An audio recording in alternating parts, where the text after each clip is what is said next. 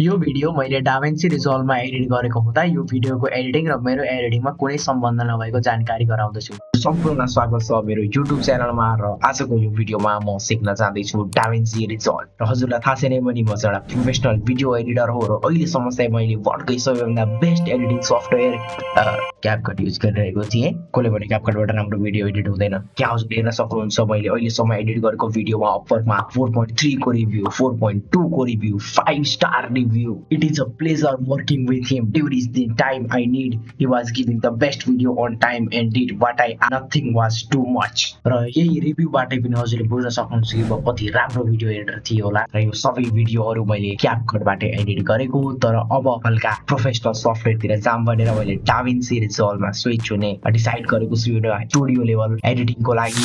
र यहाँ अब हामी यहाँ छ डाभिन्सी रिजल्भको $95 40,000 ₹150 देगा। र मैले हल्का रिसर्च गर्दा चाहिँ जुन डाभिन्सीको फ्री भर्जन छ त्यसमा पनि 90% एडिट हुने भएकाले हामी चाहिँ फ्री भर्जनमै जानेछौँ। कसैले भन्ने चाहिँ निको पैसा छैन।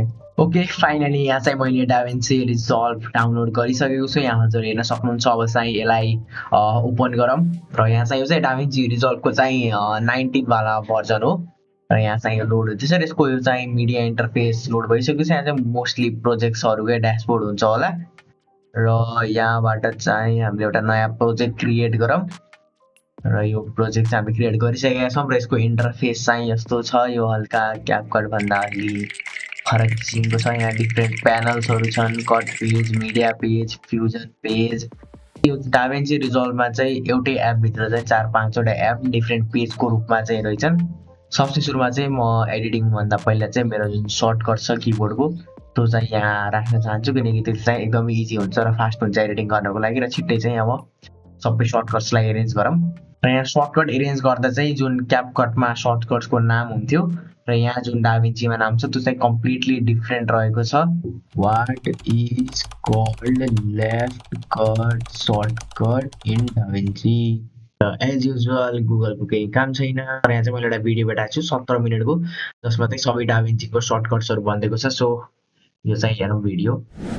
ओके मैले चाहिँ त्यो भिडियो चाहिँ पुरै हेरेर चाहिँ सबै मेरो सर्टकट्स चाहिँ डाभिन्सीमा एरेन्ज गरिसकेको छु। अब चाहिँ यहाँ मैले चाहिँ फाइल एउटा इम्पोर्ट गर्न चाहन्छु र यो चाहिँ मेरो युजरमा लेनोभो र डाउनलोड्समा चाहिँ हुनुपर्ने हो। यो चाहिँ मैले एउटा अलरेडी नै क्यापकटमा एडिट गरेको भिडियो र मैले यहाँ चाहिँ त्यस्तै सिमिलर चाहिँ एडिट गर्न ट्राई गर्छु। यो चाहिँ पहिला तपाईले मैले क्यापकटमा एडिट गरेको भिडियो हेर्नु। All right, ladies and gentlemen, welcome into today's video. We're going to be talking about the 4 main levers. If you're struggling to make more money with your paid advertising process currently, there are 4 main areas in which you have the most leverage to get more revenue out the other side of whatever it is that you're currently spending that money on and struggling with.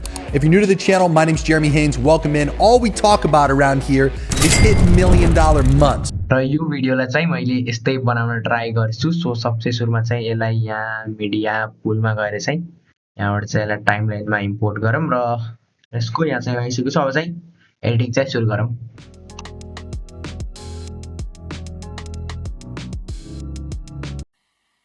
मजा नहीं आ रहा है।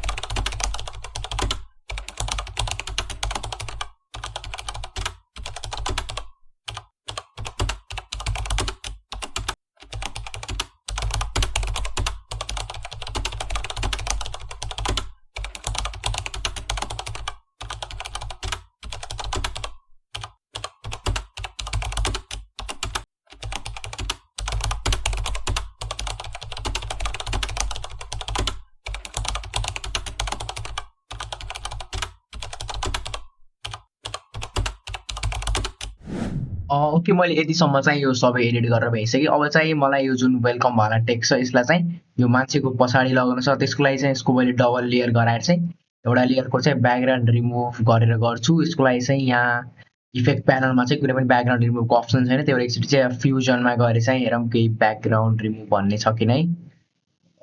Background